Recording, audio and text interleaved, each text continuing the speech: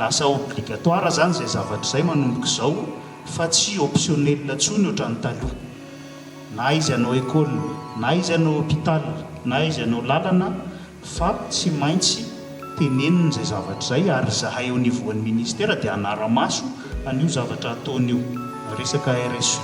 La transparence des entreprises minières doit désormais s'exercer dans un cadre réglementaire strict. Au-delà des contributions financières comme le Fonds minier pour le développement social et communautaire, le FMISC, et les redevances minières, l'État impose désormais une collaboration directe sur le terrain.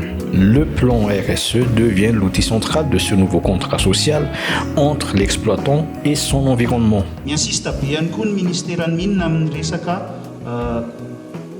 RSE, zany hoe les responsabilités ny société ny izay manana permis d'exploitation mba misy karazana tamberina ndraikitra ataony any amin'ilay faritra hitrandrahany.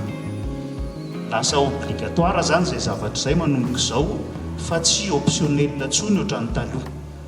Na izy anao école, na izy anao hôpital, na izy anao lalana, fa tsy maintsy tenenina zay zavatra zay ary zahay au niveauan'ny ministère dia anara-maso an'io zavatra ataon'io resaka RSE.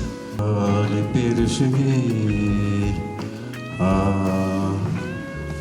anankitelo manao sony azy zany les entreprises dia ny population locale dia ny CTD misy an'ilay toerana ary io zany ady hevitra io fanjakana moa zany manara-maso an'izy raha ny mahazatra moa zany